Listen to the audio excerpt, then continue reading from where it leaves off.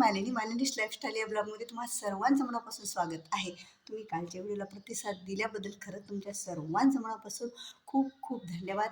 तर आज फायनली मी आवरलं सगळं आणि आता बचत गटाची मीटिंग 2ला होती, पण आता वाजली 3. सगळ्या जणी माझ्या नावाने आरडणार आहेत हे तर मला माहीतच आहे, पण तरीही आता जावं लागेल कारण खूप आवरलं. बरंच काम आज मी एक्स्ट्राचं काढलं होतं कारण दिवाळी जवळ आली तर एक काम आहे. आणि आता घरातलं सगळं आवरणं झालं आणि आता बचत गटाच्या मीटिंगला जायचं. आणि एक गोष्ट सांगायची का आज 2 वाजताची मीटिंग आणि मी गेल्याशिवाय सुरू होत नाही आणि 3 इथेच वाजलेले आहेत.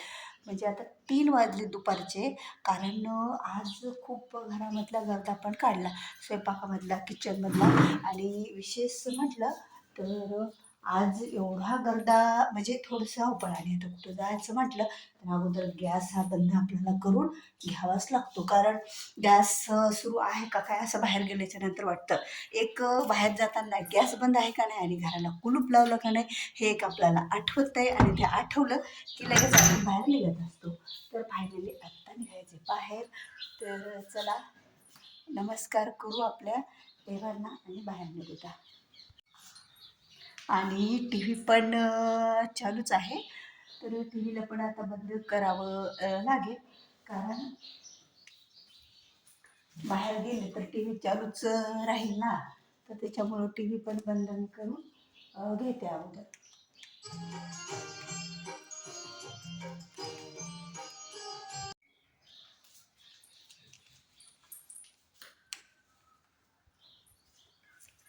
तर चला निघूया आता. फायनली दाराला कुलूप लावून बाहेर निघायचं आहे आपल्याला. सोप्यावर इथे दळण पण मी करून ठेवलेच. आता साहेब आले की दळण घेऊन जाते. आणि बांधायला काही मला सुटली सापडली नव्हती. हे दळणं पण केलं त्याच्यामध्ये, म्हणजे यामध्ये ज्वारीचं दळण दिलं थोडं आणि यामध्ये बेसन पिठासाठी डाळ पण दिली आणि यामध्ये गव्हाचं दळण पण निवडून मस्तपैकी मी ठेवलं आहे आता. कारण घरचे गहू होते, थोडा किडा झाला तर चाळायला, थोडे वाळवायला आणि निवडायला वेळच लागला बघा. त्यामुळे उशीर तर झालेला आहेच आता. आणि सोफ्यावर बघा आज काय ठेवलं, कारण खाली मुंग्या होत आहेत ना.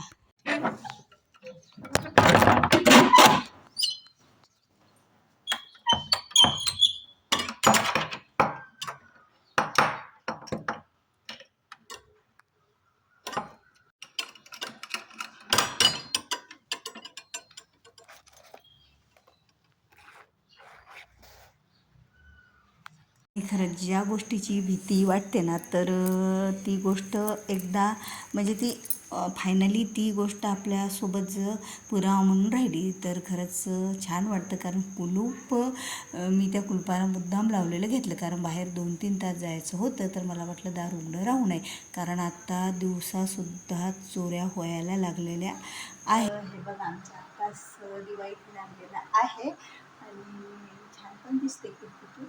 आणि मस्तपैकी दुर्गाफल खूप दिवसाच्यानंतर साहेबांनी असा इथे आकाश दिवा लावला.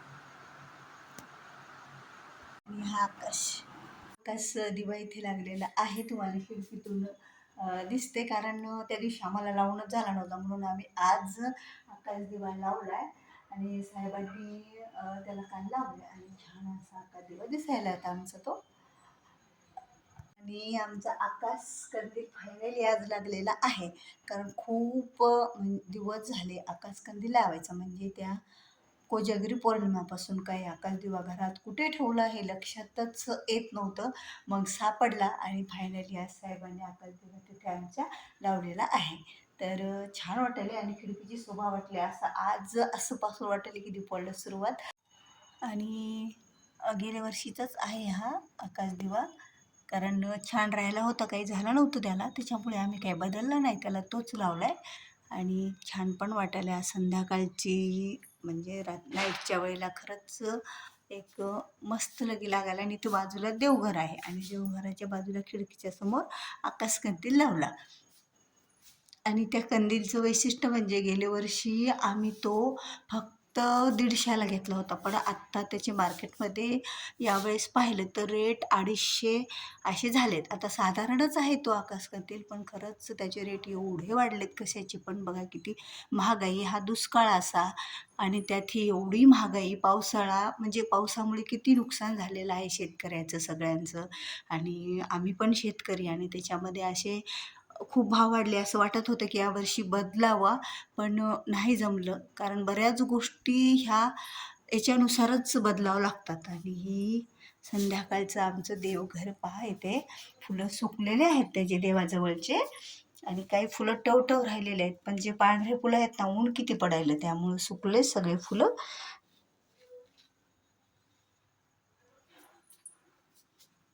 आणि हे जे शुभलाभ आहेत ना, मला खरंच माझे खूप आवडतात. कारण हे शुभलाभ मी फक्त मध्ये ऑनलाईन मागवले होते मिशोहून. आणि खरंच मला इतके आवडले ना, कारण याच्या सभोवताली पण पहा किती मस्त ही आहेत. 1 वर्ष झालं याला, तरी पण याचा असा कलर वगैरे काही दिला नाही. डेली ते देवघराला माझ्या अडकूनच राहतात, त्यामुळे देवघराची शोभा पण वाढते. आता हे वाळलेलं जे तोरण दसऱ्याच्या दिवशी लावलेलं आता काढावं लागेल दिपवाळीचं, कारण वाळलेल्या झाडाचं जास्त दिवस ठेवू नये पान घरामध्ये. चला तर आता बाय करते मी तुम्हाला आणि भेटूया पुन्हा पुढच्या एका नवीन ब्लॉगसोबत. तोपर्यंत श्री स्वामी समर्थ.